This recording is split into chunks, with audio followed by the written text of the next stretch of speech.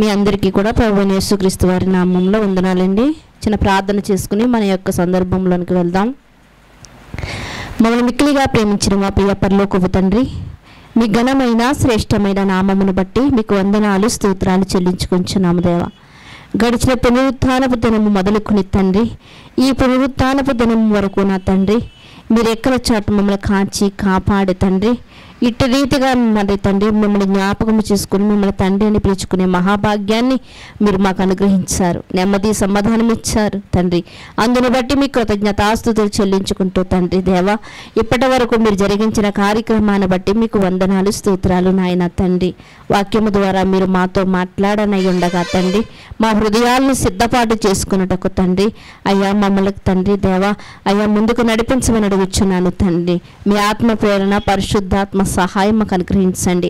వినగల చెవి గ్రహించగల హృదయం లోబడే జీవితాలుగా మా జీవితాలను మలచమని కోరుకుంటూ సమస్తమైన మహిమ ఘనత ప్రభావములు మీకు ఆరోపించుకుంటూ మీ కుమారుడు మా రక్షకుడైన యేసుక్రీస్తు వారి అతి శ్రేష్టమైన నామములో ప్రార్థన అడిగి వేడుకొనుచున్నాము పరమ తండ్రి, ఆమేన్. క్రీస్తునందు ప్రియమైన దేవుని వారలారా, మీ అందరికీ కూడా మరొకసారి వందనాలండి.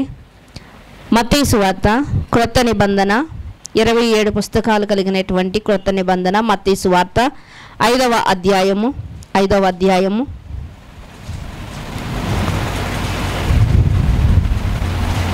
4వ వచనాన్ని మీరు చూడగలిగితే మీ చేతిలో ఉన్నటువంటి బైబిల్ గ్రంథాన్ని తెరిచి మత్తయి సువార్త 5వ అధ్యాయము 4వ వచనాన్ని చూడగలిగితే ఏమని రాయబడిందో చదువుదామండి. దుఃఖపడువారు ధన్యులు, వారు ఓదార్చబడుదురు. సాత్వికులు ధన్యులు, వారు భూలోకమును స్వతంత్రించుకుందురు. దుఃఖపడువారు ధన్యులు, దుఃఖపడువారు ధన్యులు. ఈ ధన్యులు అనే పదాన్ని మనం చూడగలిగితే క్రొత్త నిబంధనలో సుమారు 92 సార్లు మనకు కనిపిస్తుందండి. క్రొత్త నిబంధనలో ఈ ధన్యత అనే పదాన్ని మనం చూడగలిగితే, మనము పరిశీలించగలిగితే 92 సార్లు ఈ పదం మనకు కనిపిస్తూ ఉంటుంది ప్రియమైన దేవుని వారలారా. అయితే ఇక్కడ బైబిల్ గ్రంథం అనేది 2 కోణాల్లో మనకు అర్థమవుతూ ఉంటుంది. ఒకటి శరీరానుసారముగా, ఒకటి ఆత్మానుసారముగా ప్రియమైన దేవుని వారలారా. అయితే ఈ పదం దేనికి సంబంధించింది? దుఃఖపడువారు ధన్యులు అంటే ప్రియమైన దేవుని వారలారా దేవుని గురించి వ్రాయబడింది. శరీరానికి బాధ కలిగితే కళ్ళల్లోంచి నీళ్ళు వస్తాయి. మరి దుఃఖపడుతున్నప్పుడు పెద్దగా కొంతమందికి నీళ్లు రాకపోవచ్చండి, కానీ హృదయం అంతా భారంతో నిండిపోతూ ఉంటుంది, మనసంతా కూడా చాలా దుఃఖిస్తూ ఉంటుంది ప్రియమైన దేవుని వారలారా. ప్రియమైన దేవుని వారలారా, అయితే మనము ఇక్కడ చూడగలిగితే అసలు ఏ దుఃఖాన్ని గురించి దేవుడు రాస్తున్నాడు? కుటుంబాల్లో ఎన్నో దుఃఖాలు కలుగుతూ ఉంటాయి. కుటుంబంలో మనం చూడగలిగితే ఒక భర్త అనుకుంటాడు, నా కుటుంబాన్ని సరిగా పోషించలేకపోతున్నానని దుఃఖపడుతూ ఉంటాడు. ఒక భార్య అనుకుంటుంది, నా పిల్లలకి నేను సరిగా తిండి పెట్టలేకపోతున్నాను, వారు అడిగింది వండి పెట్టలేకపోతున్నానని దుఃఖిస్తూ ఉంటుంది. ఇదిగో అందరూ ఒక మంచి స్థితిలో ఉన్నారు, నేను ఎందుకు ఇటు రీతిగా ఉన్నానని దుఃఖించేవారు కూడా లేకపోలేదు. అంటే కుటుంబాల గురించినటువంటి దుఃఖం కూడా ఉంటుంది. ఏంటి, ఇంత చదువు చదివినా నాకు ఉద్యోగం రాలేదేంటి, నేను కూలి పని చేసుకోవాల్సి వస్తుంది అనేటువంటి దుఃఖం కూడా కొంతమందిలో ఉంటుంది. ఏంటి, ఇంత మాటకారినై ఉన్నప్పటికీ కూడా ఒక చిన్న పని చేయించుకోలేకపోతున్నాను అధికారుల దగ్గరికి వెళ్ళి నేను, ఇలాంటి దుఃఖాలు కూడా ఉంటాయి ప్రియమైన దేవుని వారలారా.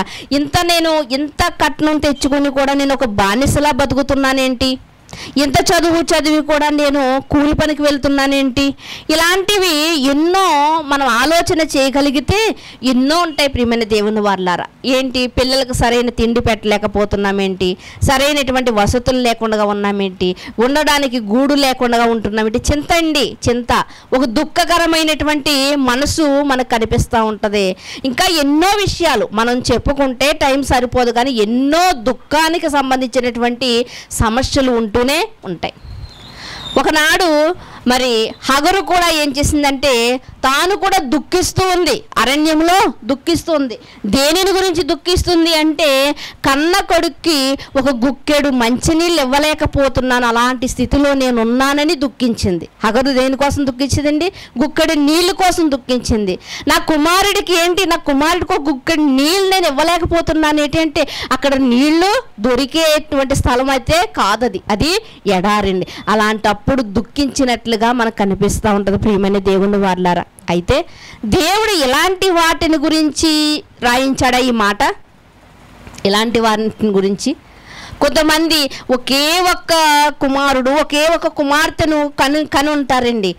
ఆ భవిష్యత్ కాలంలో వారిని కూడా పోగొట్టుకుంటారు. అది కూడా దుఃఖమే, అది కూడా దుఃఖమే. బైబిల్ గ్రంథంలో యొప్తా గారు ఉన్నారు. అతనికి ఒకే ఒక కుమార్తె అంట, ఒకే ఒక కుమార్తె అంట. తర్వాత మగబిడ్డ అయినను ఆడబిడ్డ అయినను కూడా మరలా లేరు, ఒకే ఒక బిడ్డ. ఆ ఒక బిడ్డని కూడా ఏం చేశాడంటే దేవునికి ప్రతిష్ఠితం చేశాడు. ఎంత దుఃఖమండి! అయ్యో, నేనైతే ఇదిగో ఒక్కడగా ఉన్నాను, నా కుమార్తెకి వివాహం చేసి నా దగ్గర ఉంచుకుంటే తనకి పిల్లలు పుడుదురు, ఆ పిల్లలకి పిల్లలు పుడుదురు, ఇంతమందితో నా కుటుంబం అంతా చాలా ఆనందంగా ఉండును కదా అన్నటువంటి దుఃఖం అతనికి ఉండదా? ఉంటుంది ప్రియమైన దేవుని వల్ల. అయితే దేవుడు చెబుతున్నటువంటి దుఃఖము ఇలాంటిదా?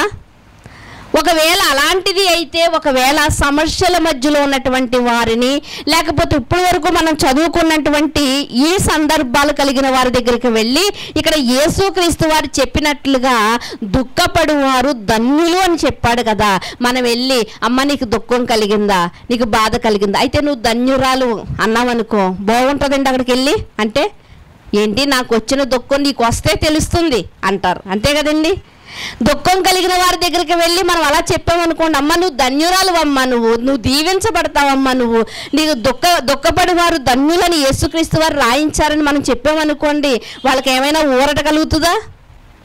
అంటే యేసుక్రీస్తు వారు దేనిని గురించి దుఃఖపడువారు ధన్యులు అని చెబుతున్నారు అన్నది మనకు అర్థం కావాలి, మనకే అర్థం కావాలి. ఎందుకంటే సందర్భానుసారముగా మనం మాట్లాడాలి. కొంతమందికి మాట్లాడడం తెలియదండి, కొంతమందికి ఏ సందర్భంలో ఏం మాట్లాడాలో తెలియదండి. ఏదో కుటుంబంలో గొడవ జరుగుతుంది అనుకోండి, అలాంటి టైంలో వెళ్ళి మనం మామూలు విషయాలు మనం మాట్లాడకూడదు. ఎక్కడో పిల్లలు చదువులో ఫెయిల్ అయిపోయారండి, వాళ్ళ దగ్గరికి వెళ్ళి మనం వేరొక సందర్భాన్ని గురించి మనం మాట్లాడకూడదు, వాళ్ళ చదువుని గురించి మనం మాట్లాడాలి, వాళ్ళకి ఊరట కలుగుతుంది. అంటే సందర్భానుసారముగా మనం మాట్లాడడం మనకి రావాలి. ఈరోజు అలా మాట్లాడడం రాకే గొడవ జరిగేది ఒకరికైతే మధ్యలో మనల్ని ఏం చేస్తారు, మనల్ని తిడతా ఉంటారు. ఎందుకంటే మన మాట సరిగా లేదు, సందర్భానుసారంగా మనం మాట్లాడలేకపోతున్నాం కనుక. కానీ ఇక్కడ యేసుక్రీస్తు వారు పలుకుతున్నటువంటి ఈ మాటను మనం చూడగలిగితే ప్రియమైన దేవుని వారలారా, చూడగలిగితే అసలు ఏంటి దుఃఖపడువారు ధన్యులు అని రాస్తున్నాడు? బైబిల్ గ్రంథంలో ఇలా కూడా రాస్తాడా అంటే బైబిల్ గ్రంథములో లోపాలు లేవండి, బైబిల్ గ్రంథములో తప్పులు రాయలేదండి. సుమారు 40 మంది దీన్ని రాసినప్పటికీ కూడా ఏక మనసు కలిగిన వారుగా రాశారు, ఏక మనసు కలిగిన వారుగా రాశారు.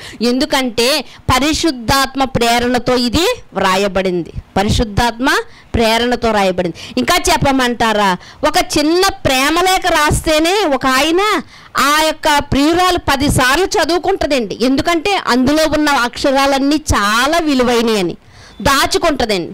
ఈ మన చేతుల్లో ఉన్నటువంటి బైబిల్ కూడా ఎలాంటిదో తెలుసా అండి?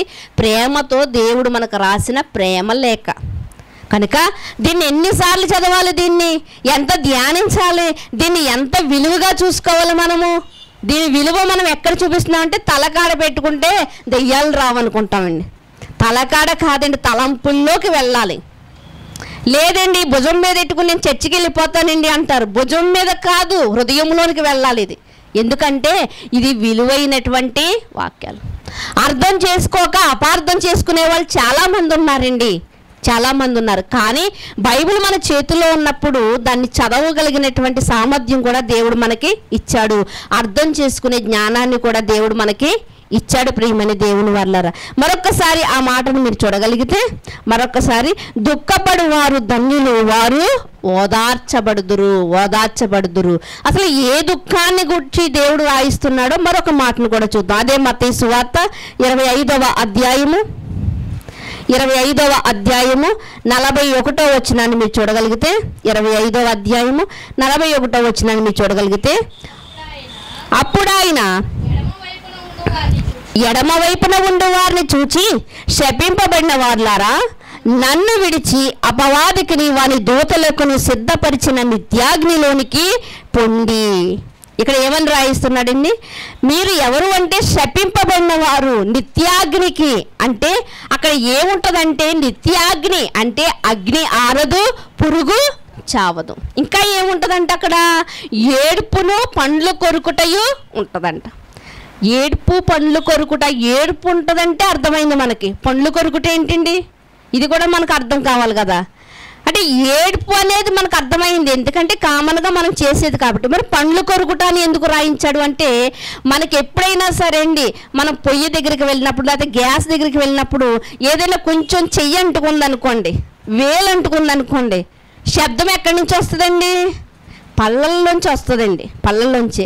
ఏదైనా కొంచెం కాలిందనుకోండి, లేకపోతే ఏదైనా గాయమైందనుకోండి, ఏం చేస్తామండి? మొట్టమొదటిగా మన పళ్ళ ద్వారా మన శబ్దాన్ని ఇస్తామండి. చూడండి, చురుక్కుని అంటుకున్నాను అంటామండి, అంటే పళ్ళ ద్వారా. కానీ అంటే ఏంటంటే బాధ ఎక్కడ స్పందిస్తుంది అంటే పళ్ళ ద్వారా స్పందిస్తుంది. ఇది మనకి కామన్గా ప్రతిరోజు మనం అనుభవించేదే కాబట్టి దేవుడు ఏమని రాయించాడంటే, అక్కడ ఏముంటుందంట? పండ్లు కొరుకుట. అక్కడ ఏముంటుందంట? ఏడుపు పండ్లు కొరుకుట ఉంటుందంట. అంటే ఇక్కడ చిన్న బాధకే మనం పళ్ళు కొరుకుతున్నాం కదా. ఏమంటే ఏదైనా మరి యాక్సిడెంట్ అయిందనుకోండి, ఆ కుట్లు కుట్టేటప్పుడు గట్టనే చాలామంది ఆ పళ్ళను బిగపడుతూ ఉంటారు, ఎందుకంటే బాధను కంట్రోల్ చేసుకోవడానికి. ఇప్పుడు అక్కడ కూడా ఎక్కడ? నిత్యాగ్ని, ఆరని అగ్ని. అక్కడ ఆరని అగ్ని, అది పురుగు చావదు, అగ్ని ఆరదు. ఏడుపును పండ్లు కొరుకుట ఉంటుందంట. బాధను కంట్రోల్ చేసుకోవాలనుకుంటాడు కానీ ఆ బాధ తగ్గే బాధ కాదు. ఎక్కడది? నరకములో ఉన్నటువంటి బాధ.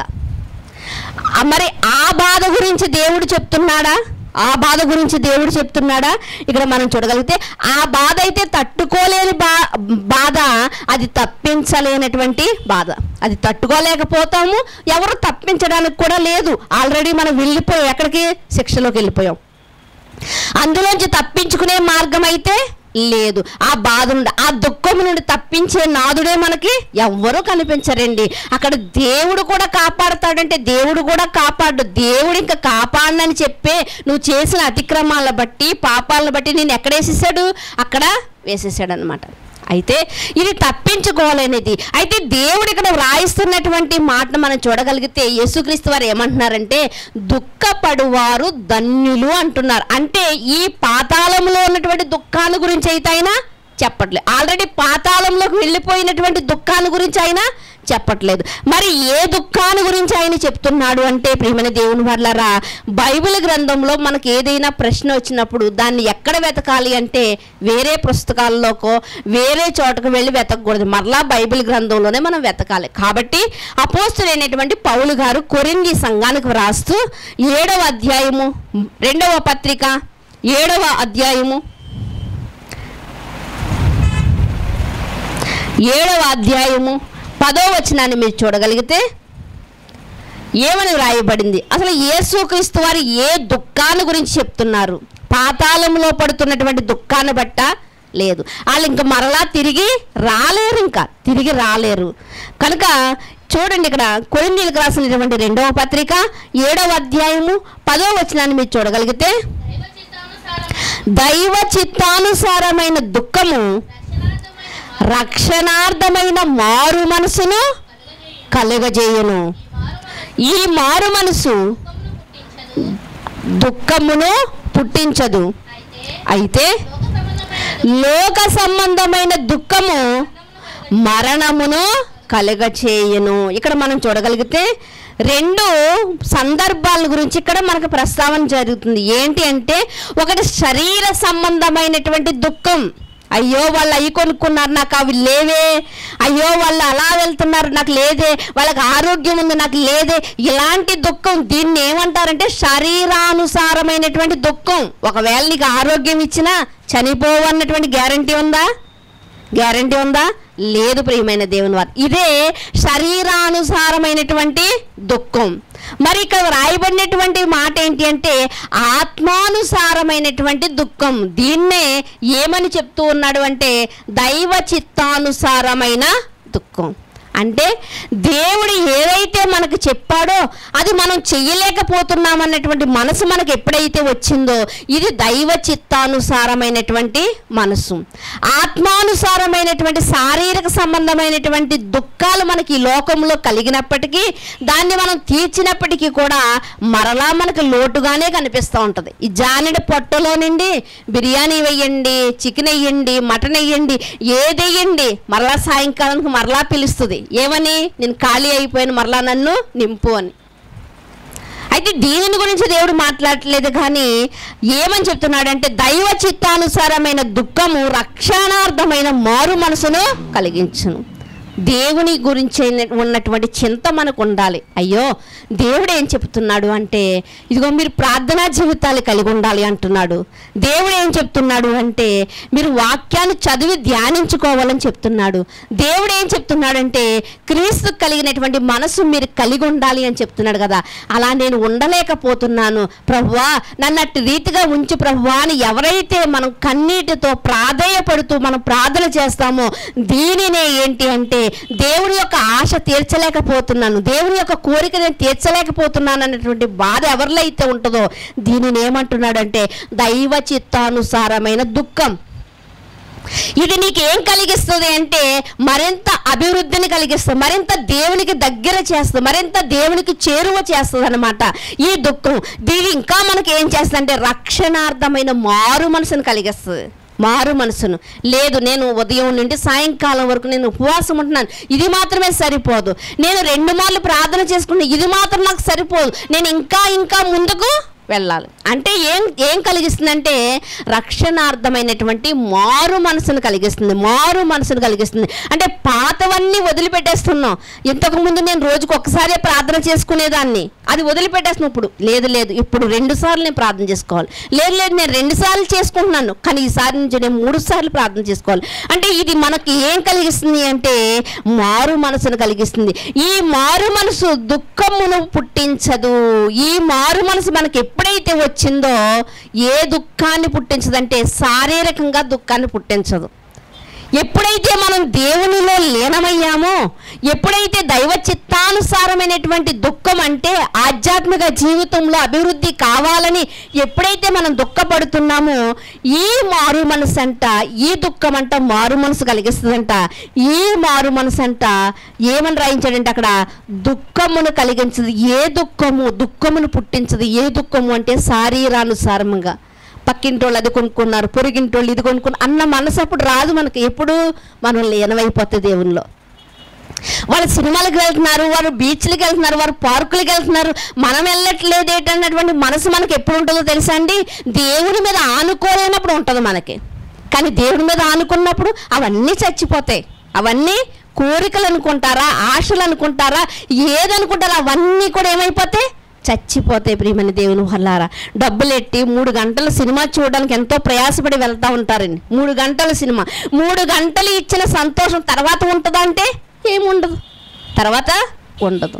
ఇప్పుడు మనం దేవునిలో లీనమైనటువంటి నువ్వేమనుకుంటావు, నేనేమనుకుంటాను అంటే 3 గంటలు డబ్బులు ఖర్చు పెట్టుకుని వెళ్ళి ఒకడు నటిస్తే ఒక నటనా జీవితాన్ని మనం చూడడమా? లేదు. అసలు దేవుడు నాకు ఇచ్చిన జీవితం ఎలాంటిదో తెలుసా? వాస్తవమైన జీవితము కొరకు ఈ లోకంలో 60 సంవత్సరాల జీవితాన్ని నాకు ఇచ్చాడు. వాడెవడో నటిస్తే మనం చూడడం ఏంటి? ఇప్పుడు మనకేమనిపిస్తుంది? లోకానుసారమైనటువంటి ఆశల్ని మనం ఏం చేసుకుంటున్నాం అంటే చంపివేసుకుంటున్నాం ప్రియమైన దేవుని వారలారా. అందుకనే దేవుడు అంటున్నాడు దేవుని విషయంలో దైవ చిత్తానుసారమైన దుఃఖం నీకుంటే అది నీకేం కలిగిస్తుంది అంటే మారు మనసు కలిగిస్తుంది. శరీరానుసారమైనటువంటి దుఃఖం నీకుంటే నిన్నేం చేస్తుందంటే వాడేదో చేశాడు కాబట్టి, వాడు ఏదో ఫంక్షన్ చేశాడు నేను చెయ్యాలి కాబట్టి, వాడు ఏదో వివాహం చేశాడు, వాడు ఏదో చేశాడు కాబట్టి నేను చెయ్యాలనుకుంటే నీకేం కలిగిస్తుంది అంటే నీకు అప్పులు భారాన్ని కలిగిస్తుంది. ఎవడో ఏదో చేశాడని మనం చేస్తున్నాం అనుకోండి, మనకి ఏం కలుగుతుంది? అది అప్పుడు అప్పుల భారం కలుగుతుంది. కానీ దైవ చిత్తానుసారమైన దుఃఖం మనకేం కలిగిస్తుందంటే మారు మనసును కలిగిస్తుంది. ప్రియమైన దేవుని వారు మారు మనసును మనకే కలిగిస్తుంది. అదే ఇక్కడ పౌలు గారు మనకు చెప్తూ, ప్రియమైన దేవుని వారులారా, దైవ చిత్తానుసారమైనటువంటి దుఃఖం అంటే ఏంటి అంటే కుటుంబంలో ఉన్నటువంటి సమస్యలను బట్టి ఏడవడం కాదు, భర్త కొట్టాడనో భర్త తిట్టాడనో ఎవరో మనల్ని అవమానపరిచారనో ఏడుస్తున్నటువంటి ఏడుపును దుఃఖాన్ని కాదు దేవుడు చెప్తున్నది. దైవ చిత్తానుసారమైనటువంటి దుఃఖం ఏంటంటే మన లోపల ఉన్నటువంటి ఆత్మ విషయమే మనం దుఃఖపడాలి. నా ఆత్మకు నేను సమృద్ధి అయిన ఆత్మీయ ఆహారాన్ని పెడుతున్నానా, నేను నా ఆత్మకు నేను దుఃఖం కలిగించకుండా నేను ఉంటున్నానా, దైవ చిత్తానుసారంగా నేను బ్రతుకుతున్నానా, ఈ దుఃఖం మనలో ఉండాలి. ప్రియమైన దేవుని వల్లరా అట్టి రీతిగా మనము ఉండగలిగితే మనము సరైనటువంటి మారు మనసును మనం పొందగలుగుతాం. బాప్తిసం తీసుకున్నాం అనుకుంటున్నాం, కానీ పాతవి గతించాయా?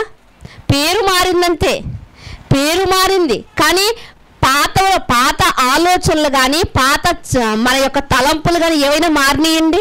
ఏమైనా అలవాట్లు కానీ మారినాయా? ఏమీ మారలేదు, ఏమీ మారలేదు.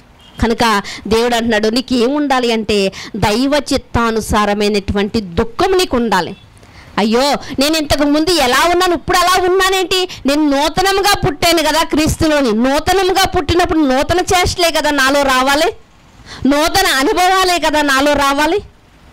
ఇలా మనం ఆలోచన చేయాలి. ప్రియమైన దేవుని వర్లారా, చూడండి ఒకసారి మనకి యోహాను సువార్తలో 6వ అధ్యాయం 63వ వచనం నుంచి ఏమని చెప్తాడంటే యేసుక్రీస్తు వారు చెప్తున్నటువంటి మాట, నా మాటలు ఆత్మను జీవమునై ఉన్నవి. ఏమున్నాయంటే యేసుక్రీస్తు వారి మాటలు ఏమైందంట? ఆత్మయు జీవమునై ఉన్నవి. అంటే యేసుక్రీస్తు వారు మాట్లాడిన ప్రతి మాట కూడా మన ఆత్మను జీవింపచేసే మాటలు, మన ఆత్మను జీవింపచేసే మాటలు. అంతేగాని మన శరీరాన్ని ఎలా సుఖపెట్టుకోవాలి, మన శరీరాన్ని మనం ఎలా దాన్ని మనం కంట్రోల్ చేయాలి, ఇది కాదండి. ముఖ్యంగా ఆయన చెప్తున్నటువంటి మాట ఏంటంటే మన ఆత్మకు జీవాన్ని కలిగిస్తున్నాడు. మొట్టమొదటిగా చదువుకున్నాం కదా, పాతాళంలో అగ్ని ఆరదు, పురుగు చావదు. అక్కడికి వెళ్ళకుండా మనము నిత్యాగ్నిలోనికి వెళ్ళకుండా నిత్య జీవానికి వెళ్ళాలి అంటే కేవలం యేసుక్రీస్తు వారి మాటలు మాత్రమే ఉపయోగపడతాయి. యేసుక్రీస్తు వారి వెంట మనం నడిస్తేనే మనం ఎక్కడికి చేరుతాం అంటే గమ్యానికి చేరుతాం. అంతే కదండి. ఒక ఊరు వెళ్తున్నామండి, లేకపోతే ఎవరో తెలియని వారి ఇంటికి వెళ్తున్నామండి. వెళ్తున్నప్పుడు ఎవరిని అడుగుతాం, పలానా వాళ్ళు ఇల్లు ఎక్కడండి అని. వాళ్ళు చెప్తారు, నా వెనకాల వచ్చాడు, నేను తీసుకెళ్తున్నాను, చూపిస్తానంటాడు. అతని వెనకాల వెళ్తేనే మనం ఆ ఇంటికి వెళ్తాం. అంతేగాని మీరు ఈ సందులోంచి వెళ్తారు, నేను ఆ సందులోంచి వస్తాను అన్నాం అనుకోండి, వెళ్తావా ఇంటికి?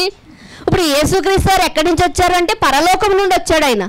మరి మనం పరలోకానికి వెళ్ళాలంటే ఆయన ద్వారాగానే వెళ్ళాలి, ఆయన వెంబడే వెళ్ళాలి. క్రీస్తులోనికి బాప్తిసం తీసుకున్నటువంటి మనం అందరము కూడా క్రీస్తు వారము కనుక క్రీస్తు వెంబడి మనం ప్రయాణం చెయ్యాలి. కానీ మనం ప్రయాణం చేస్తున్నాం అనుకుంటున్నాం, మధ్యలో సాతాను ఏదో మనకు చూపిస్తున్నాడు, మధ్యలో సాతాను ఏదో ఆశ కలిగిస్తున్నాడు, ఏదో కలిగిస్తున్నాడు, కోపాన్ని పుట్టిస్తున్నాడు, ద్వేషాన్ని పుట్టిస్తున్నాడు. మనం ఏం చేస్తున్నాం? వెళ్తున్నటువంటి మార్గాన్ని తప్పిపోయిన చుక్కల వలె మనము కనిపిస్తున్నాం. అలా అయితే మన ప్రయాణం సాగుతుందా? ఈలోగా టైం అయిపోతుంది మనకి. ఏ టైము? పోయే కాలం, అంటే ఆయుష్ కాలం ముగింపుకు వచ్చేస్తున్నాం. ప్రియమైన దేవుని వర్ల అంటే మన ఆయుష్ కాలాన్ని సాతాను ఇలా వ్యర్థపరుస్తూ ఉన్నాడు. కనుక శరీర నిమిత్తము దుఃఖిస్తున్నాము, కానీ శరీరం నిమిత్తము దుఃఖిస్తున్నాం, కానీ ఆత్మానుసారంగా మనం దుఃఖించలేకపోతున్నాం. ప్రియమైన దేవుని వారలారా, అయ్యో నా ఆత్మ సరైన రీతిలో నేను నడిపించుకోలేకపోతున్నానేటి, సరైన సత్యాన్ని దీనికి పరిచయం చేయలేకపోతున్నానేటి, దేవుడు అనుకున్న రీతిలా నేను ఎందుకు ప్రవర్తించలేకపోతున్నానన్నటువంటి ఆత్మ విషయమే మనకు దుఃఖము లేదు. ప్రియమైన దేవుని వారలారా, అలాంటి దుఃఖం ఒకవేళ మనకు ఉండగలిగితే ఆ వచనంలో ఏమని రాయబడిందండి? దుఃఖపడు వారు ధన్యులు, వారు ఓదార్చబడతారంట. అప్పుడు వారిని దైవ చిత్తానుసారమైన దుఃఖం ఎవరికైతే ఉంటుందో వాళ్ళని దేవుడు ఓదారుస్తాడంట. అర్థమైందండి?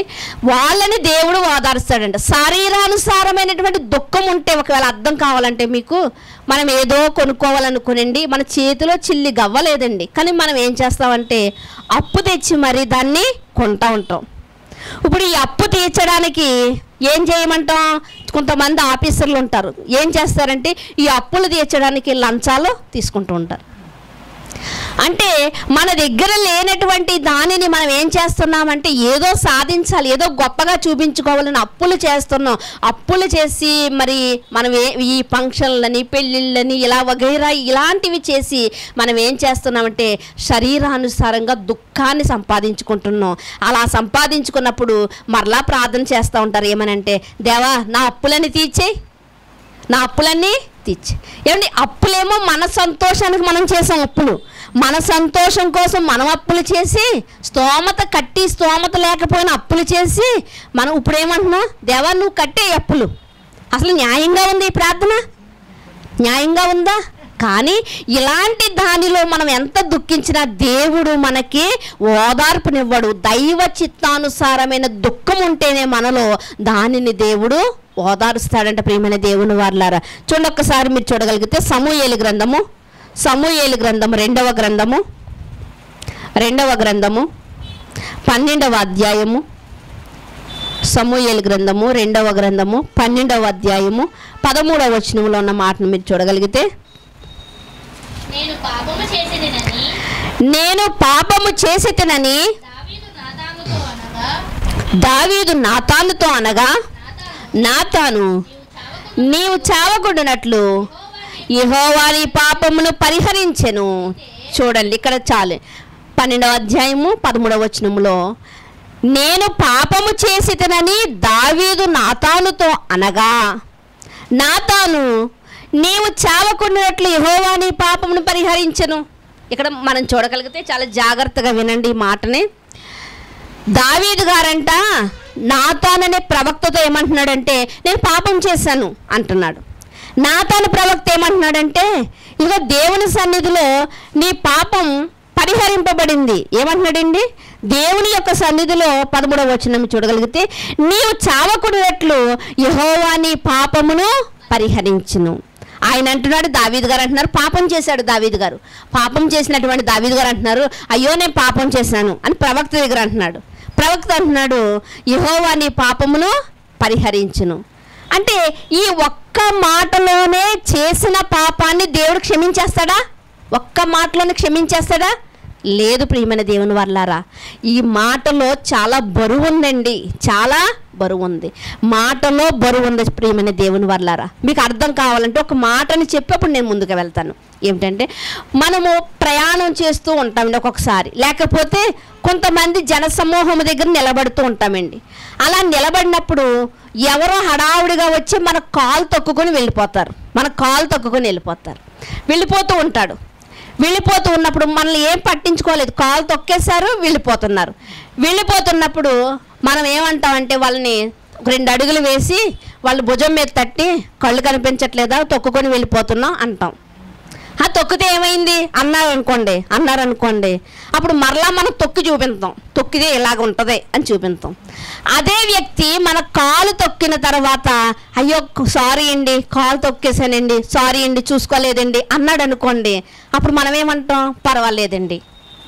మరి ఇందాకడ మాటకి ఈ మాటకి తేడా ఏంటి ప్రియమైన దేవుని వర్లారా? అలాగే ఇక్కడ దావీదు గారు అంటున్నారు నేను పాపం చేశాను అంటున్నాడు. నాతాను గారు అంటున్నారు దేవుడు నీ పాపాన్ని పరిహరించేశాడు, అంటే కడిగేశాడు అని చెప్తున్నాడు. అంటే దావీదు గారు చేసినటువంటి పాపం ఒక్క మాటలో దేవుడు కొట్టేశాడా అంటే ఒక్క మాటలో కొట్టేయలేదండి. మరి దావీదు గారు ఎలా ప్రార్థన చేశాడో ఇదే దావీదు గారు రాసినటువంటి కొన్ని పాటలు ఉన్నాయి. అందులో ఒక పాట దగ్గరికి మనం వెళ్తే మనకు అర్థమవుతుంది. 51వ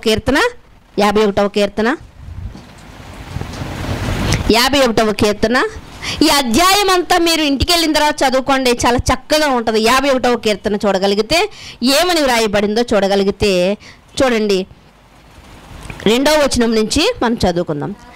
నా దోషము పోవునట్లు నన్ను బాగుగా కడుగుము. పైన హెడ్డింగ్ ఏముందండి?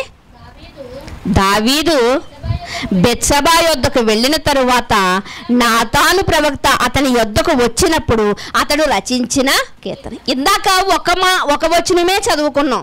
ఎక్కడ? సమూయేలు గ్రంథంలో ఒక వచనమే చదువుకున్నాం. నేను పాపం చేశానని దావీదు అన్నాడు, నాతానేమో దేవుడిని నీ పాపాన్ని పరిహరించాడు. 2 మాటల్లో. అంటే దేవుడు ఎంత సులువుగా పాపాలను క్షమించేస్తాడు అనుకుంటారు చాలామంది. అనుకుని ఈ మాటను ఈజీగా తీసుకుని పాపం చేయడానికి, దూషణలు చేయడానికి చాలామంది ముందడుగేస్తున్నారు. అయితే దాని వెనుకాల అసలు ఆ మాటల్లో ఉన్నటువంటి బరువెంతో మనం చూడగలిగితే, ఆ మాటల్లో ఉన్నటువంటి అర్థమేంటో మనం చూడగలిగితే ఈ 51వ కీర్తన మనకు బాగా తెలియజేస్తూ ఉంటుంది. హెడ్డింగ్తో శుద్ధాగా దేవుడు రాయించాడు. హెడ్డింగ్ పెట్టి ఒకనాడు దావీదు పాపం చేసినప్పుడు ప్రవక్త వచ్చినప్పుడు ఏం జరిగింది అసలు అది ఇక్కడ రాశాడు ప్రియమైన దేవుని వల్ల. అందుకనే బైబిల్ గ్రంథంలో కొంత అచ్చట రాయించాడంట, కొంత మరో చోట రాయించాడంట. కానీ రాయించకుండా ఉండలేదు. బైబిల్ గ్రంథంలో కొంత ఇచ్చట కొంత అచ్చట రాయబడింది. కాకపోతే మనం అర్థం చేసుకోవాలంతే దాన్ని. అయితే ఇక్కడ కీర్తనల గ్రంథంలో మనం చూడగలిగితే, నా దోషములు పోవునట్లు నన్ను బాగుగా కడుగుము, నా పాపము పోవునట్లు నన్ను పవిత్రపరచుము, నా అతిక్రమములు నాకు తెలిసై ఉన్నది. ఆయన ఆధ్యాత్మిక దుఃఖము కలిగి రాస్తున్నటువంటి పాట ఇది. ఎవరండి? దావీదు గారు. ఎప్పుడు రాస్తున్నాడు? పాపం చేసినప్పుడు. తన హృదయంలో ఉన్నటువంటి మాటలన్నీ కూడా పాట రూపంగా దేవునికి సమర్పించుకుంటున్నాడు. ప్రియమైన దేవుని వారలారా, నా పాపం ఎల్లప్పుడూ నా ఎదుటనే ఉన్నది, నీకు కేవలము నీకు విరోధముగా నేను పాపము చేసి తిని. చూడండి ఆ మనసులోని మాటలు ఎలా వస్తున్నాయో. దేవా, నీకు విరోధముగా నేను పాపం చేశాను. చేసిన పాపమేమో శరీర సుఖాన్ని గురించి చేశాడు. కానీ ఎలా ఒప్పుకుంటున్నాడంటే, దేవా నీ ముందు జారత్వం అనే పదం ఎత్తకూడదు, కానీ నేను జారత్వం చేశాను. నీకే విరోధంగా నేను పాపం చేశాను. ఏమండి, మనుషులందరికీ కొంతమందికి తెలుసండి దావీదు గారు చేసిన పాపం తెలుసు, కానీ ఎవ్వరూ నోరెత్తలేదు. ఎందుకంటే రాజుగారు తలుచుకుంటే మెడకాయ మీద తలకాయి ఉండదు కదండి. రాజు తలుచుకుంటే ఏదైనా చేయగలగలు. కనుక రాజుగారి ముందు ఎవ్వరు కూడా నోరెత్తలేదు. తెలిసినప్పటికీ నోరెత్తలేదు. కానీ దేవుడు అలాంటోడా? మనుషులు ఊరుకున్నా, మనుషుల పక్షపాతం చూపించినా, మనుషులు కఠోరంగా ప్రవర్తించినా దేవుడు ఊరుకుంటాడా? దేవుడు ప్రతిదానికి సమాధానం ఇస్తాడు. అందుకునే మనుషులు నమ్మట కంటే యెహోవాను ఆశ్రయించుట మేలు అని రాయబడింది. ప్రియమైన దేవుని వారలారా, ఇక్కడ మనం చూడగలిగితే దావీదు గారు ఏం చెప్తున్నారు అంటే, దేవా కేవలం నీ దృష్టికి విరోధంగా నేను పాపం చేశాను అని చెప్పి ఏమంటున్నాడంటే, నేను పాపములోనే నా తల్లి నన్ను గర్భం ధరించినని చెప్పుకుంటూ వచ్చి కింద చెప్తున్నాడు, నీవు అంతరంగంలో సత్యమును కోరువాడు. అంతరంగంలో మనం పైన శుద్ధి, మనం మనుషులు ఏంటండి వీళ్ళు నీట్గా ఉండరు అని మనం అనుకుంటాం. కానీ దేవుడు అంటే దేన్ని చూస్తాడంట? ఆంతర్యాన్ని చూస్తాడంట.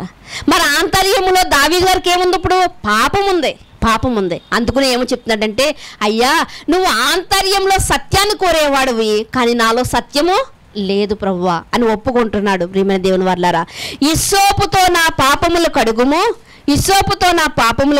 యెహోవా కంటే నేను తెల్లగా నుండునట్లు నీవు నన్ను కడుగుము అని చెప్పి, నా పాపములకు విముఖుడవై ఉండుము. నా పాపం, నేను చేసిన పాపమే, నేను ఒప్పుకుంటున్నాను, దాన్ని నువ్వు కడుగు నాయనా అని చెప్తున్నాడు. ఇంకేమంటున్నాడు అంటే, నా దోషములన్నిటినీ తుడిచివేయము దేవా, నా యందు శుద్ధ హృదయము కలిగ చేయము, నా అంతరంగములో స్థిరమైన మనసు నూతనముగా పుట్టించము. ఇప్పటి వరకు నేను భక్తిపరుణ్ణే, కానీ నాలో ఏమి లేదంటే స్థిరమైనటువంటి మనసు లేదు. నేను ఇప్పటి వరకు భక్తిపరుణ్ణే, కానీ స్థిరమైన మనసు నాలో లేదు. కానీ స్థిరమైన మనసు ఇప్పటి నుంచి నూతనంగా నాకు పుట్టించిన ఆయన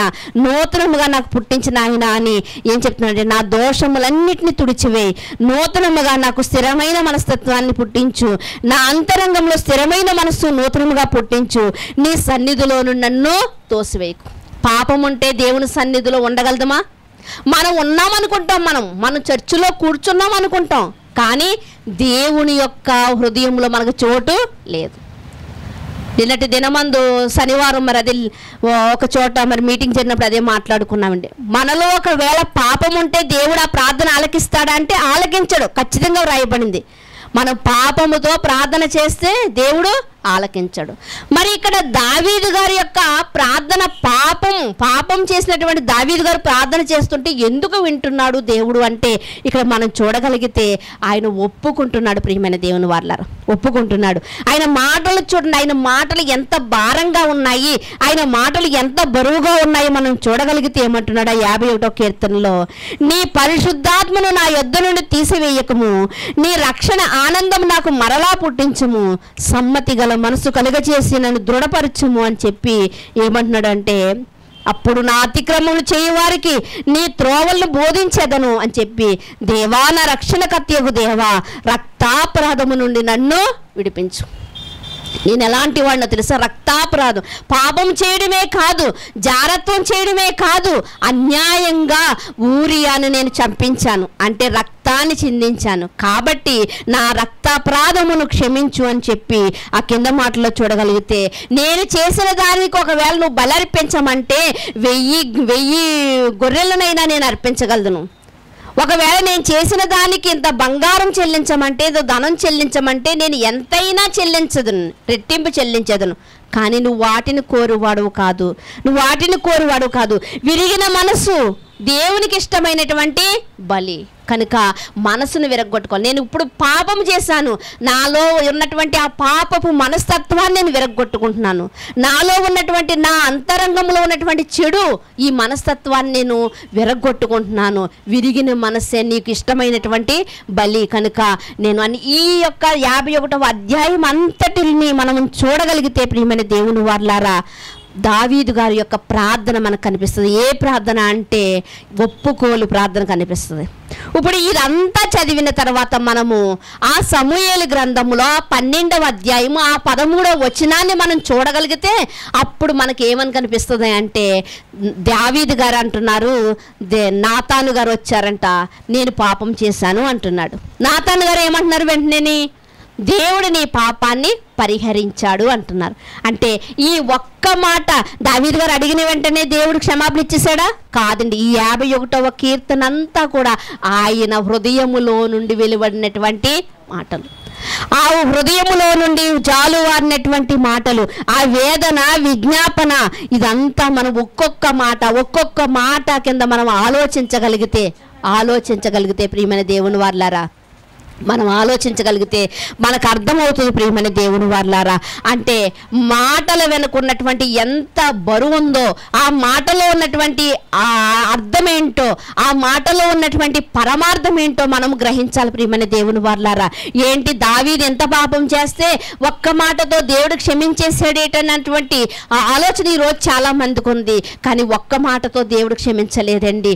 దావీదు గారు చేసినటువంటి ప్రార్థన నిజంగా ఎంత గొప్పగా ఉన్నదంటే, తన పాపాన్ని కడగమని, తన పాపాన్ని ఒప్పుకుంటూ మరలా శుద్ధ మనసును దయచేయమని, అంతరంగములో ఉన్నటువంటి చెడును కడిగివేయమని, ఇస్సోపుతో కడగమని, ఇలా ఎంత చక్కటి ప్రార్థన చేశాడో ప్రియమైన దేవుని వారలారా.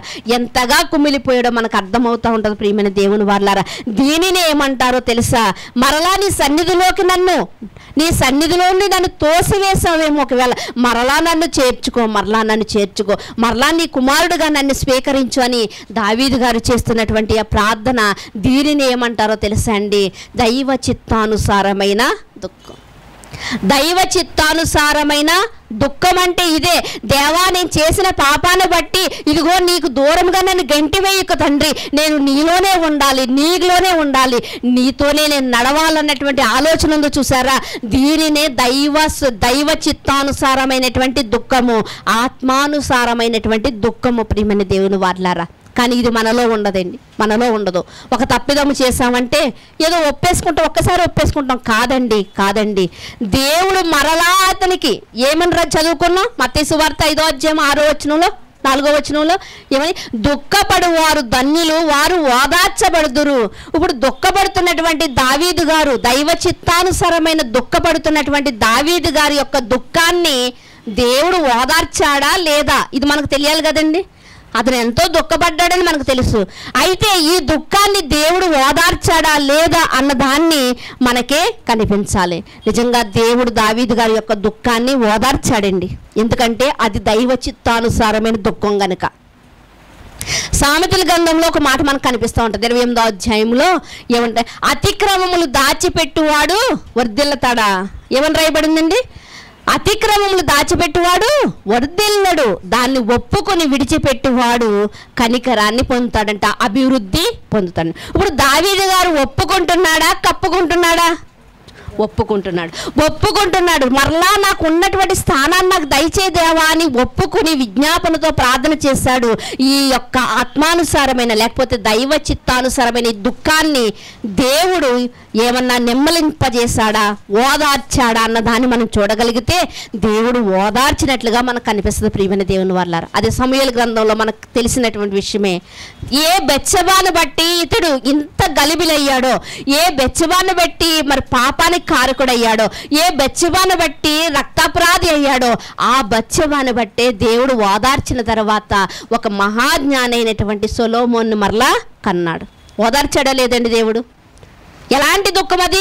శరీరానుసారమైన దుఃఖం కలిగింది అతనికి? లేదండి, ఆత్మానుసారమైనటువంటి దుఃఖం కలిగిన వాడుగా ఉన్నాడు కాబట్టి దేవుడు అతన్ని ఓదార్చాడు ప్రియమైన దేవుని వల్లరా. ఈరోజు అలాంటి దుఃఖం మనకుందా? చూడండి, మరొక దుఃఖం ఒకటి మనకు కనిపిస్తూ ఉంటుంది. పేతురు గారు రాస్తున్నారు, దాన్ని మీరు చూడగలిగితే పేతురు గారు రాసినటువంటి మొదటి పత్రిక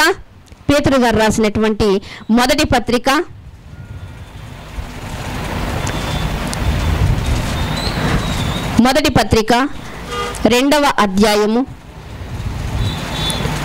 20వ వచనాన్ని చూడగలిగితే,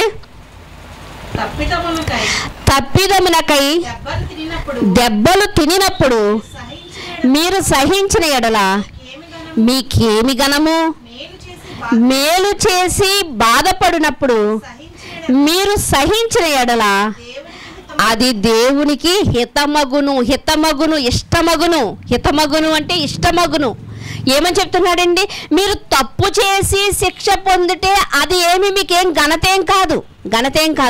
అసలు తప్పులు చేయకుండానే ఏం జరుగుతుందంటే అక్కడ తప్పు చేయకుండానే మేలు చేసంట బాధపడినప్పుడు మనం మేలు చేసాం కానీ దాని ద్వారా మనకి ఏమొస్తుందంటే కీడు వస్తుంది. అయ్యో, నేను మేలు చేస్తే నాకు కీడు వచ్చిందేటి, నేను మంచి చేస్తే నాకు చెడు ఎదురొచ్చిందేటి, ఇలా అనుకుంటూ ఉంటాం కదా. అలా అనుకుంటూ ఉంటాం. కానీ ఇక్కడ పేతురు గారు ఏమని రాస్తున్నారు అంటే, మీరు చెడు చేసినప్పుడు తిట్లు తిన్నా దెబ్బలు తిన్నా మీరు అది ఘనతేం కాదు. మీరు తప్పు చేశారు కాబట్టి శిక్ష అనుభవిస్తున్నారు.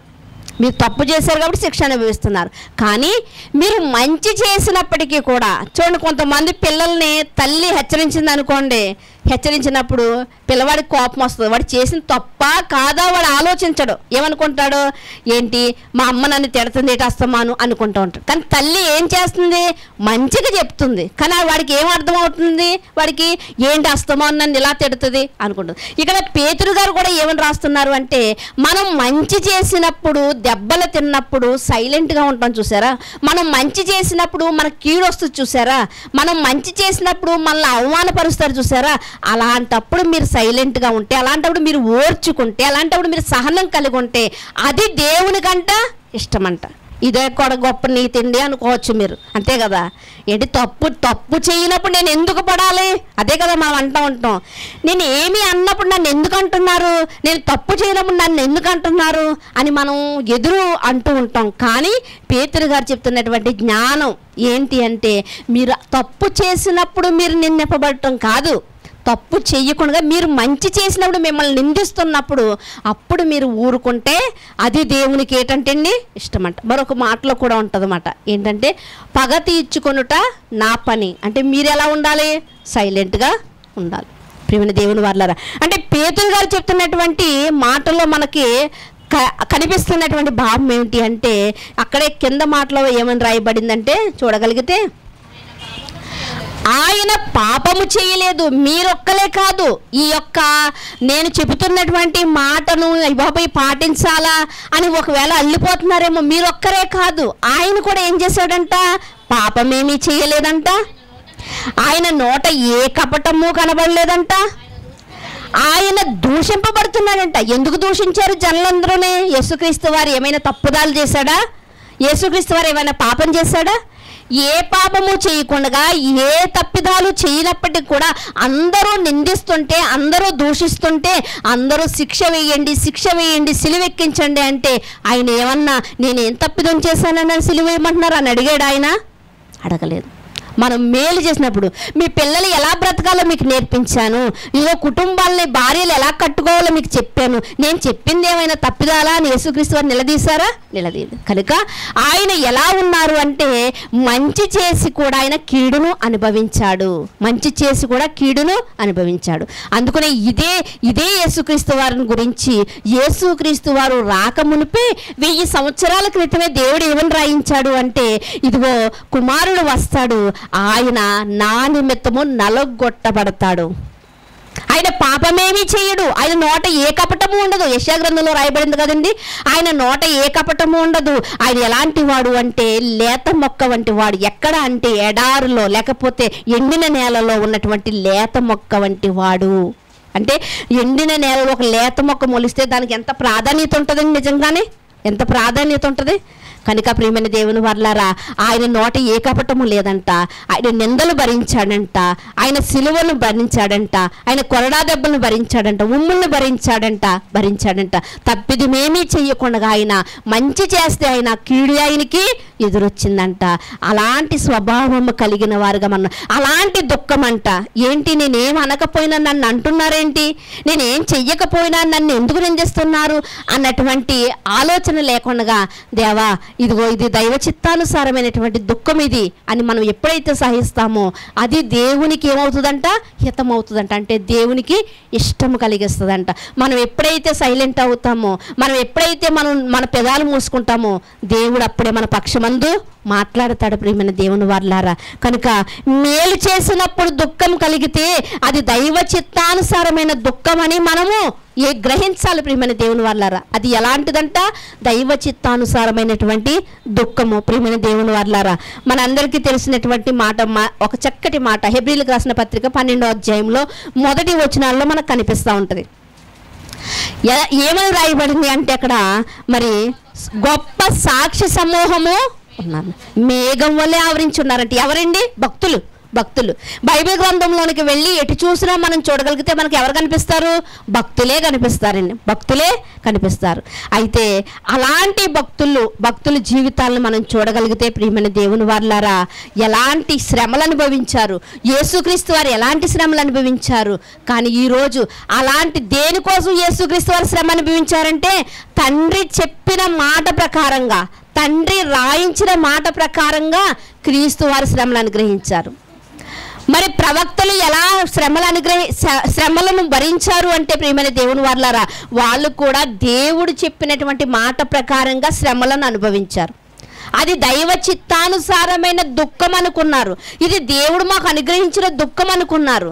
పౌలు గారు కూడా అంటారు, శ్రమలు పొందుటకు మనము ఎన్నుకోబడ్డాము అంటారు. శ్రమలు పొందుటకు మనము ఎన్నుకోబడ్డాం. మనం ఏమి శ్రమలకు ఎదురు వెళ్తలేదు, శ్రమలే మన జీవితంలోకి వస్తున్నాయి. అలాంటప్పుడు మనం ఎన్నుకోబడ్డాము, అది దైవ చిత్తానుసారమైనటువంటి దుఃఖము అని చెప్తున్నారు. ప్రియమైన దేవుని వారలారా, హెబ్రీయులకు రాసిన పత్రికలోను 12వ అధ్యాయంలో 4వ వచనంలో ఏమని ఉంటుందంటే, మనము ఇప్పుడున్నటువంటి మనము అంతగా పోరాడలేదు. ఇంకానే ఎంతగా మనం పాపముతో పోరాడుట్లో రక్తము కారునంతగా ఇంకా దానిని ఎదిరించలేదంటే, వాళ్ళు రక్తము కారునంతగా ఎదిరించారంట. రక్తము కారునంతగా కూడా ఆ శ్రమల్లో వారు ముందుకు సాగారు. ప్రియమైన దేవుని వాళ్ళారా, స్టెఫను గారు ప్రాణాన్నే పోగొట్టుకున్నాడు కదా.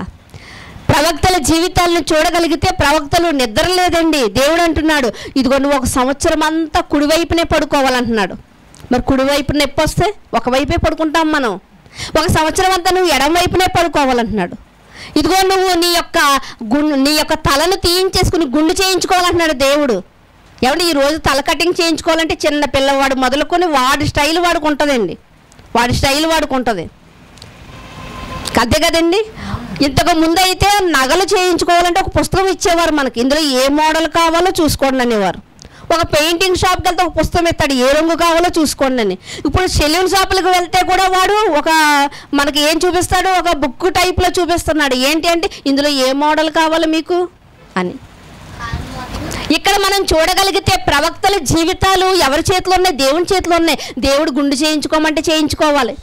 వెళ్ళి వేష్యని పెళ్లి చేసుకోమంటున్నాడు, వేష్యని పెళ్లి చేసుకోవాలి. ఎవరైనా వేష్యని వ్యభిచారిని పెళ్లి చేసుకోవడానికి ఒప్పుకుంటారా? కలవారి కుమార్తె కావాలనుకుంటారు, కట్నాలు తెచ్చే కుమార్తె కావాలనుకుంటారు, అందం కలిగినది, రూపవతిది, చందమామ వంటి ముఖం కలిగి ఇలాంటి వారిని కదా కోరుకుంటారు. కానీ ఒక వ్యభిచారం చేసుకోవడానికి ఒప్పుకుంటారా? కానీ దేవుడు చేసుకోమన్న వెంటనే చేసుకుంటున్నారు. పోనీ ఏదో చేసుకుని వదిలేచ్చు అనుకుంటే ఏమంటున్నారు?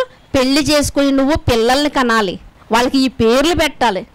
అంత ప్రవక్తల జీవితాలు దేవుడి యొక్క ఆధీనంలో ఉన్నాయి.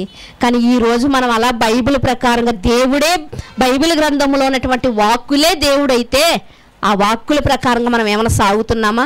మన ఇష్టమే కదండి. ఆదివారం 1 గంట దేవునికి ఇస్తామంతే, తర్వాత అంతా మన ఇష్టమే, మన ఇష్ట ప్రకారమే. ధనవంతుడు ఏం చేశాడంట? తనకిష్ట ప్రకారంగా తాను జీవించాడు, తన ఇష్ట ప్రకారంగా తాను జీవించాడంట. మరి లాజర్ని మనం చూడగలిగితే, లాజర్ ప్లేస్లో మనం ఉంటే ఎప్పుడో సూసైడ్ చేసుకుందామండి. తినడానికి తిండి లేదు, ఆరోగ్యం లేదు, కుక్కలు వచ్చేమి పోట్లాడుతున్నాయి కురుపులు నాకడానికి. ఇలాంటి సందర్భంలో మనం ఒకవేళ మనం ఉంటే అలాంటి స్థితిలో మనం ఉంటే అసలు ఎందుకు వచ్చిన బాధ ఇది అని ఒక పురుగుల మందు తెచ్చుకొని తాగేసి వాళ్ళు లేరా ఈరోజు?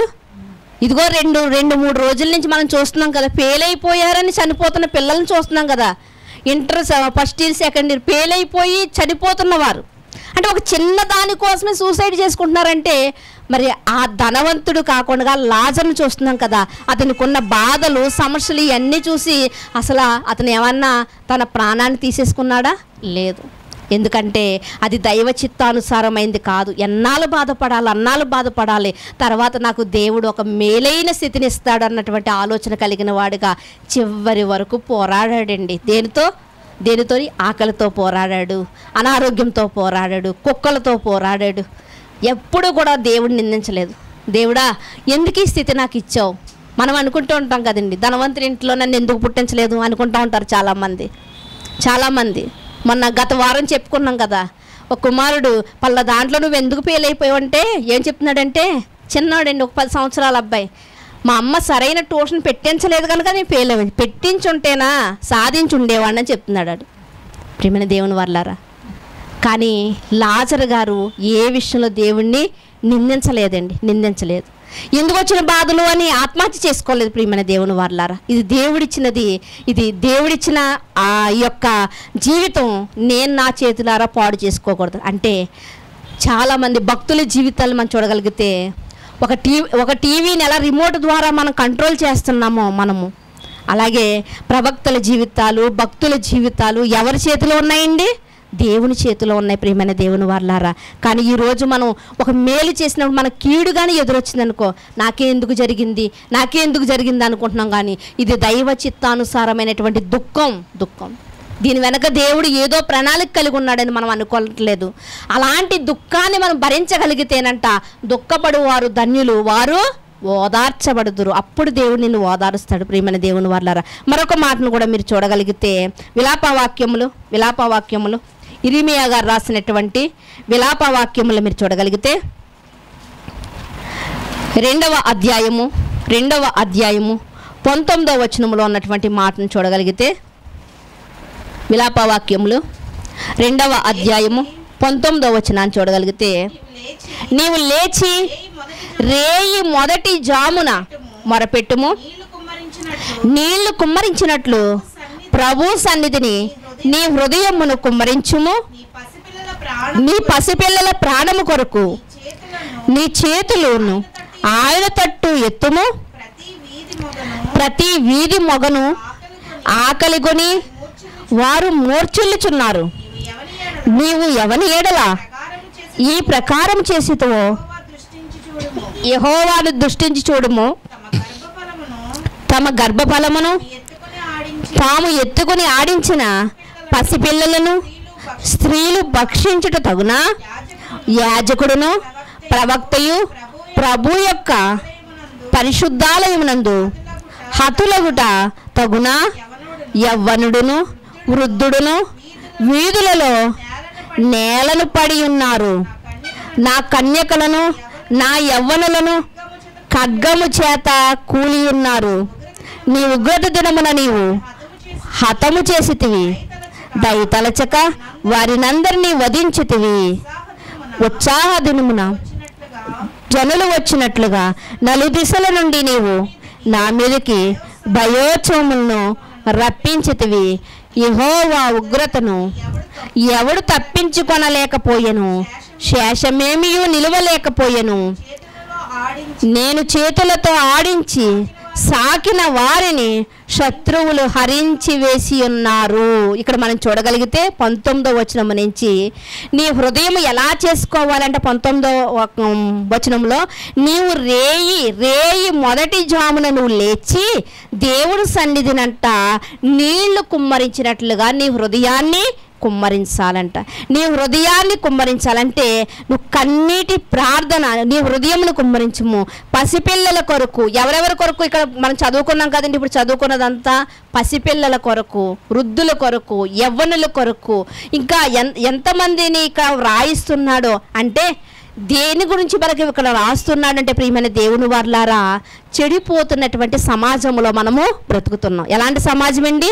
చెడిపోతున్నటువంటి సమాజంలో పసిపిల్లల మొదలుకొని వృద్ధుల వరకు కూడా ఎలాంటి స్థితిలో ఉన్నారంటే అపాయకరమైనటువంటి స్థితిలో ఉన్నారు. కనుక మనము మన కుటుంబం కొరకు, మన కోసం, మన కుటుంబం కోసం, మన బంధువుల కోసం, మన పరిసర ప్రాంతాల కొరకు మనము ఎలా ఉండాలి అంటే ఇదిగో నీళ్లు కుమ్మరించినట్లుగా మనం దేవుని సన్నిధిలో మన హృదయాన్ని కుమ్మరించాలి. ఎప్పుడు కుమ్మరించాలంటే రేయి మొదటి జామున, అంటే తెల్లవారుజామున అంటే ఏంటి అంటే విజ్ఞాపన ప్రార్థన, కన్నీటి ప్రార్థన. హృదయం కుమ్మరించడం అంటే ఏంటి అంటే కన్నీటి ప్రార్థన కలిగి మనం ఉండాలి. ప్రియమైన దేవుని వల్లారా, చెడిపోయిన సమాజంలో ఉన్నటువంటి మనము దేనికోసం దుఃఖించాలంటే అయ్యో నేను ప్రభువుని తెలుసుకున్నాను, నేను రక్షణ భాగ్యాన్ని పొందుకున్నాను, రక్షణ లేనివాడు నా వాడు కాదని ప్రభు చెప్పాడు కాబట్టి నా వాళ్ళు రక్షింపబడాలి, నా బంధువులు రక్షింపబడాలి, నా పరిసర ప్రాంత ప్రజలు రక్షింపబడాలి.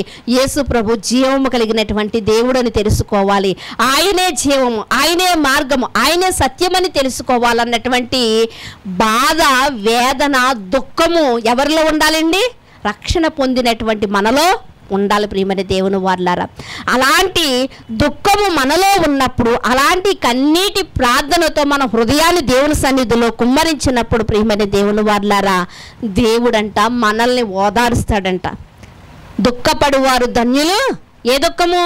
భర్త కొట్టాడన్న దుఃఖం కాదు, ఎవరో ఏదో కొనుక్కున్నారు నాకు లేదన్నటువంటి ఏడుపు కాదు.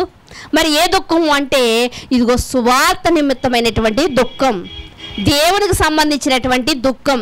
అలాంటి దుఃఖంలో మనం ఉన్నప్పుడంట దేవుడు మనల్ని ఏం చేస్తాడు? ఓదారుస్తాడు. ప్రియమైన దేవుని వారలారా, దావీదు గారిని ఓదార్చాడు కదా. ఈరోజు అలాంటి భారము కలిగినటువంటి దుఃఖము కలిగిన వారుగా, దైవ చిత్తానుసారమైన దుఃఖము కలిగిన వారుగా మనం ఉంటే మన యొక్క దుఃఖాన్ని ఆయన మనకి ఓదార్పునిస్తాడు. హన్నా మీ అందరికీ తెలుసు కదా, హన్నాకి దుఃఖం ఉంది. ఏ దుఃఖం ఉంది అంటే పిల్లలు లేరనే దుఃఖం కన్నా మరో దుఃఖం ఉంది. గొడ్రాలన్నటువంటి పేరు వచ్చేసింది. ఒకవేళ పిల్లల్ని ఇస్తే నేను అల్లారు ముద్దుగా పెంచుకుంటాను అంటలేదు. ఏమని చెప్తుందంటే నాకు నువ్వు కుమారుణ్ణివి, ఆ కుమారుని మళ్ళా నీకే ఇచ్చేస్తాను. అంటే ఈవిడకున్న ఆలోచన ఏంటంటే నా కుమారుడు ప్రభు పనిలో ఉండాలి, నా కుమారుడు ఒక సేవకుడుగా ఉండాలి, నా కుమారుడు దేవుని సన్నిధిలో ఎదగాలన్నటువంటి ఆలోచన ఉంది. ఎప్పుడు?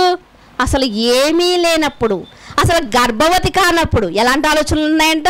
నా కుమారుడే కావాలి, ఆ కుమారుడు ప్రభు సన్నిధిలో ఎదగాలని. ఆమెకున్న దుఃఖాన్ని దేవుడు తీర్చాడు కాబట్టే ఆ కుమారుని దేవునికి ఇచ్చేసినా మరలా 5 బిడ్డలు దేవుడు ఇచ్చాడు. ఇలా ఉంటుందండి దేవుని యొక్క ఆలోచన. ప్రియమైన దేవుని వాళ్ళారా, మనం ఏం చేస్తాం? బేరలాడుతుంటాం. దేవ ఇచ్చేసేయి, మనం ఏ మనసుతో అడిగినా ఇచ్చేసే. ఇందులో 50-50 ఏమండి, ఇలాంటి వాళ్ళు కూడా చాలామంది ఉంటారు. 50-50 నాకు ఉద్యోగం వచ్చిందా, ఇదిగో నీకు కొంత భాగం ఇస్తాను, నాకు మంచి అమ్మాయితో పెళ్ళయిందా, ఇదిగో నీకు ఇది సమర్పిస్తాను. ఇలా మనం ఏంటంటే దేవునితో బేరాలు ఆడతామండి, దేవుని మనస్తత్వం తెలియక. కానీ దేవుని మనస్తత్వం ఎలాంటిదో తెలుసా? అసలు ఇలాంటి వాటి కోసం మీరు ఆలోచించకండి. రేపు ఏమి తిందాము, ఏమి త్రాగుదాము, ఏమి ధరించుకుందాము, వీటి కోసం ఆలోచించకండి. మీకు శరీరానుసారమైన దుఃఖం ఉండకూడదు. మరి ఏ దుఃఖం ఉండాలి మీకు? దైవానుసారమైన దుఃఖము, ఆత్మ సంబంధమైన దుఃఖము, దైవ చిత్తానుసారమైన దుఃఖము. దైవ చిత్తానుసారమైన దుఃఖము నీకు ఉన్నప్పుడంట అది రక్షణార్థమైనటువంటి మారు మనసును కలిగిస్తుందంట. మారు మనసు అంటే ఏంటండి? ఇంకా ఆత్మీయ జీవితంలో ముందుకు నడిపిస్తుంది అనమాట. రక్షణార్థమైనటువంటి మారు మనసును కల్పిస్తుందంట. ప్రియమైన దేవుని వారలారా, అలాంటి దుఃఖం మనకుందా? నిజంగా కొన్ని ప్రాంతాలు సువార్తకు వెళ్తున్న వారిని చూడగలిగితే యవ్వన బిడ్డలండి, ఈ మధ్యకాలంలో సువార్తకు వెళ్తున్నారు. యవ్వన బిడ్డలు కూడా ఎక్కలేని కొండలపైకి వెళ్తున్నారండి. వాళ్ళు ఎలా ఎక్కుతున్నారు తెలుసండి?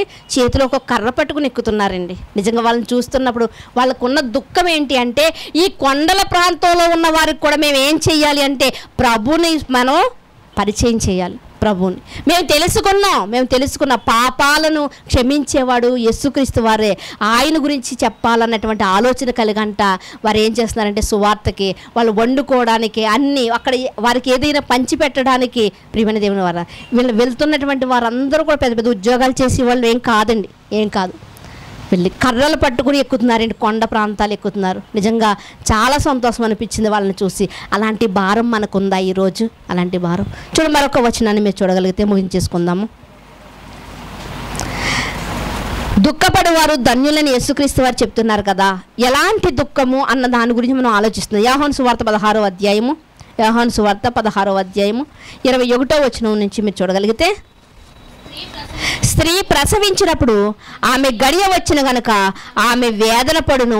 అయితే శిశువు పుట్టగానే లోకమందు నరుడు ఒకడు పుట్టెనని సంతోషము చేత ఆమె ఆ వేదన మరి జ్ఞాపకము చేసుకొనదు.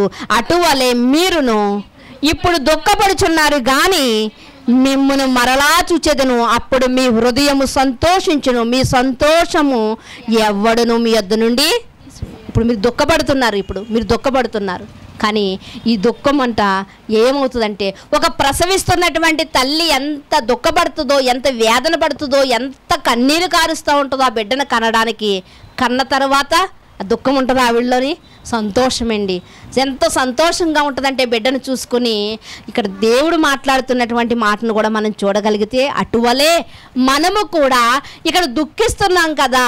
లాజరు కూడా దుఃఖించాడు కదా. ఏం సరైన బట్టలు లేవు, తిండి లేదు, ఇదిగో ఉండడానికి గూడు లేదు, ఏమీ లేదు అన్నటువంటి మరి దుఃఖం ఉందా లేదా? ఆయనకి ఉంది ప్రియమైన దేవుని వారలారా. కానీ నిందించలేదు దేవుణ్ణి.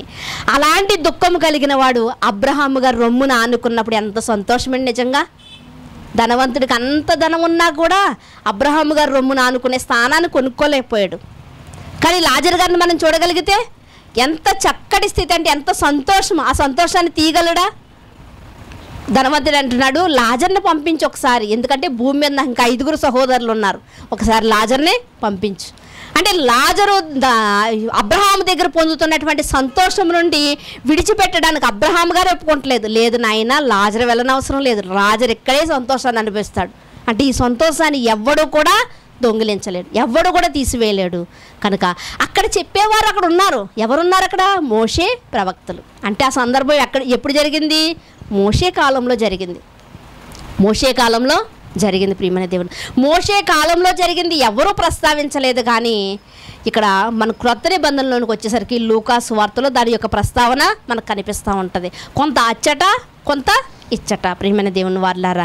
కనుక ఒక ప్రసవ వేదన కలిగిన స్త్రీ తర్వాత బిడ్డను కన్న తర్వాత ఎంత సంతోషం కలుగుతుందో, ఇదిగో దుఃఖపడుతున్నటువంటి దైవ చిత్తానుసారమైన దుఃఖపడుతున్నటువంటి మనము ఏంటి అన్నిటిని కోల్పోతున్నామేంటి, అన్నిటి విషయంలో ఒక వ్రతం పాటించిన దానిగా నేను ఉంటున్నానేంటి, ఇలాంటి మనోవేదన ఒకవేళ మనలో ఉంటే, ఒకవేళ ఇలాంటి దుఃఖం మనలో ఉంటే దేవుడు అంటున్నాడు, ఇదిగో నీ కొరకు ఒక సంతోషం అనేది ఎదురు చూస్తుంది. ఆ సంతోషాన్ని ఎవ్వరూ కూడా తప్పించలేరు అని చెప్తున్నాడు. మరొక మాటను కూడా మీరు చూడగలిగితే ప్రకటన గ్రంథము 21వ అధ్యాయము 4వ వచనంలో ఉన్న మాటను. ప్రకటన గ్రంథము 21వ అధ్యాయము 4వ వచనం. ఆయన వారి కన్నుల ప్రతి బాష్ప బిందువును తుడిచివేయును, మరణం ఇక ఉండదు, దుఃఖమైనను ఏడ్పైనను వేదనైనను ఇక ఉండదు, మొదటి సంగతులు గతించిపోయినని సింహాసనములో నుండి వచ్చిన గొప్ప స్వరము చెప్పుట వింటిని. ఏముండదంటే నీ కన్నులకు కలిగినటువంటి ఆ కన్నీరు ఆగిపోతుంది. ఇంకా కన్నీరే ఉండదంట.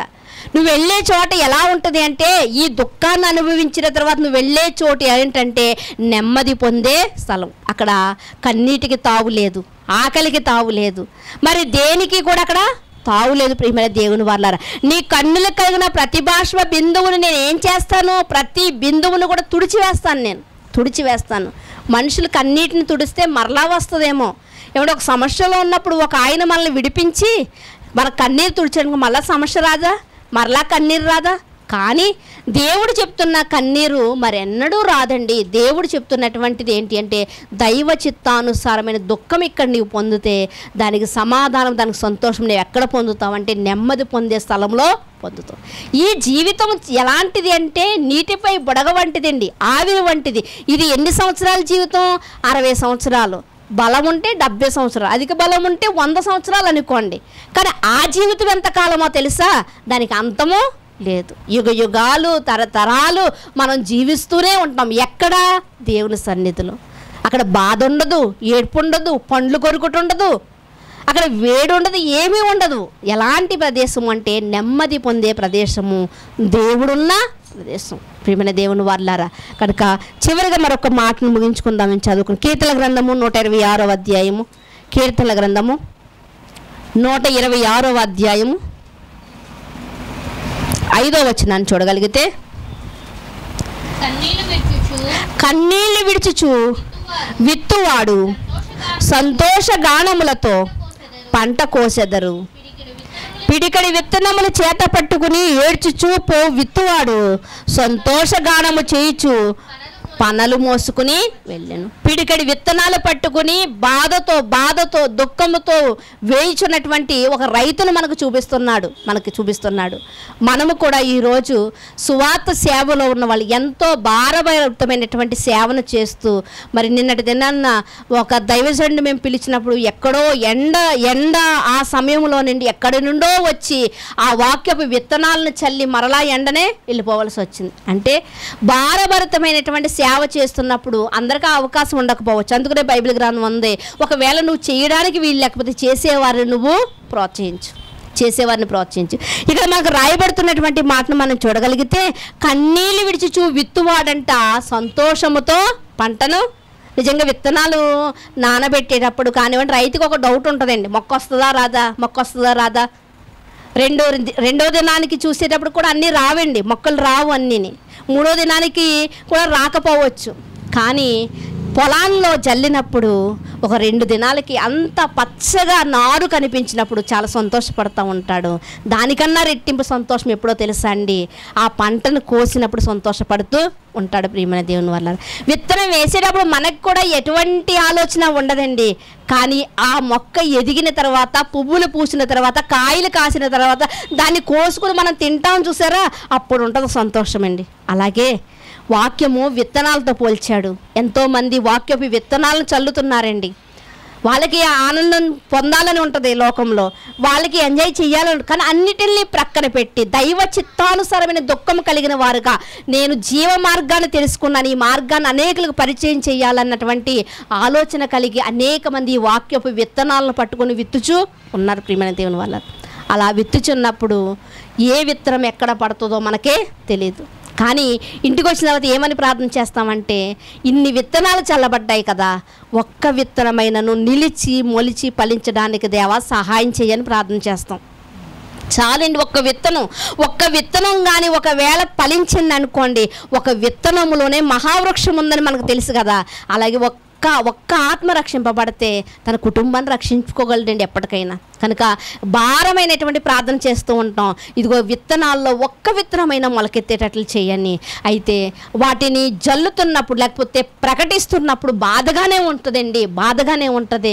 కానీ ఎప్పుడైతే ఇదిగో మీ వాక్యాన్ని విని ఇదిగో మా ఆధ్యాత్మిక జీవితంలో మేము ముందుకు వచ్చామండి, మీ వాక్యాన్ని విని మేము రక్షింపబడ్డామన్నటువంటి మాట ఎప్పుడైతే చెవిన పడద్దో ఎంత సంతోషమండి, నిజంగా ఎంత సంతోషము. ఈ సంతోషాన్ని డబ్బులు ఇచ్చి కొనలేమండి. ఈ సంతోషాన్ని ఇదిగో మీ మాటను బట్టి నా కుటుంబాన్ని నేను కట్టుకున్నానండి అన్నారనుకోండి, ఆ కుటుంబం కట్టాలంటే ఎన్ని డబ్బులు కావాలి? ఎన్ని డబ్బులు ఇచ్చినా కుటుంబం కట్టబడదండి. విడిపోయిన భార్యాభర్తలు కట్టబడరు. కోర్టులకు వెళ్తే ఇంకా విడిపోవడానికే ఛాన్స్ ఉంది, కానీ కలపడానికి ఏమి ఛాన్స్ లేదు. కానీ దేవుని మాట ఎలాంటిది అంటే కుటుంబాన్ని కట్టే మాట. వాక్యపు విత్తనాలు చల్లుతున్నప్పుడు ఎవరికి ఎలా పని చేయాలో వారికి అలా పని చేస్తూనే ఉంటాయి. ప్రియమైన దేవుని వారలారా, కనుక సువార్త విషయంలో మనకి ఏముండాలి అంటే దైవ చిత్తానుసారమైన దుఃఖము ఉండాలి. యేసుక్రీస్తు వారు అంటున్నారు, నా తండ్రి నేర్పించిన మాటలు నేను చెప్పడానికి వచ్చాను, నేను ప్రకటించడానికే వచ్చాను, సమీప గ్రామాల్లో కూడా వెళ్ళొచ్చు రండి అంటున్నారు. ఎవరండి? యేసుక్రీస్తు వారు. ఆయన పని ఏంటంట? ప్రకటించడానికి వచ్చాడంట. మరి మనము ఉండిపోవడానికి వచ్చామా? లోకంలో తిష్టేసుకుని కూర్చోవడానికి వచ్చామా? మనము కూడా యాత్రికులము, బాటసార్లు. యాత్రికుడు ఎప్పుడు కూడా స్థిరపరిచిపోవడానికి ఉండడండి. చూడండి, యాత్రికుడు ఎప్పుడు కూడా ఏం చేస్తాడండి? సైకిల్ మీద యాత్రలు చేసే వాళ్ళని చూస్తున్నాం కదండి. దేశాలు చుట్టుముట్టి వచ్చారంట ఒక జంట బండి మీద. అయితే ఇలాంటి వాళ్ళు పడవ మీద చుట్టుముట్టిన వాళ్ళని చూస్తూ ఉంటాం కదా మనము.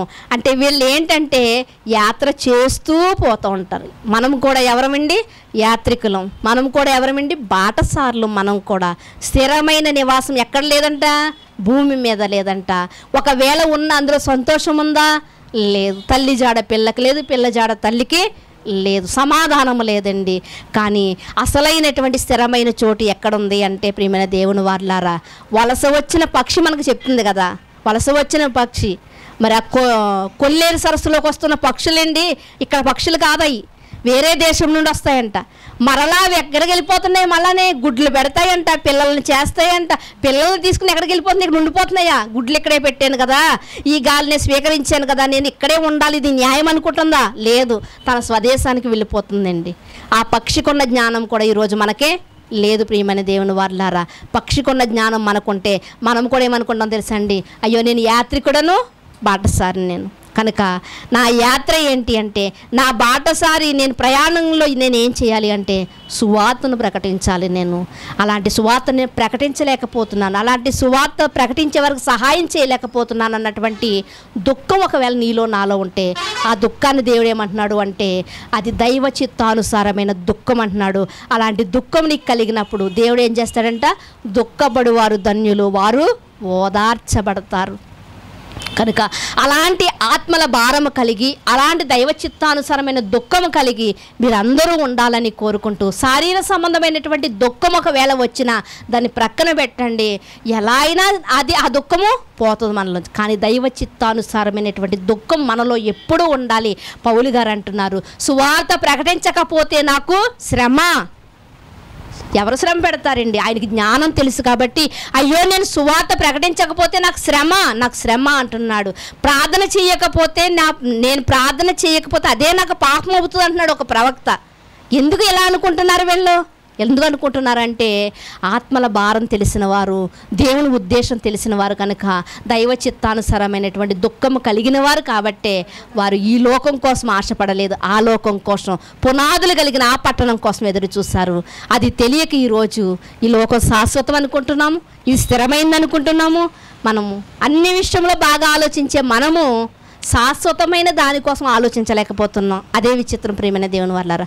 కానీ మీరు అట్టి రీతిగా ఉండకుండా శాశ్వతమైనది ఏంటో, శాశ్వతమైన ఆనందం ఏంటో, శాశ్వతమైన సంతోషం ఏంటో తెలుసుకుని దాని కొరకు మీరు ప్రయాసపడతారని కోరుకుంటూ మరి ప్రార్థన చేసుకుని ముగించుకుందాం. మనం మిక్కిలిగా ప్రేమించిన మా ప్రియ పరలోకపు తండ్రి, మీ ఘనమైన శ్రేష్టమైన నామమును బట్టి మీకు వందనాలు స్తోత్రాలు చెల్లించుకుంటున్నాం దేవా.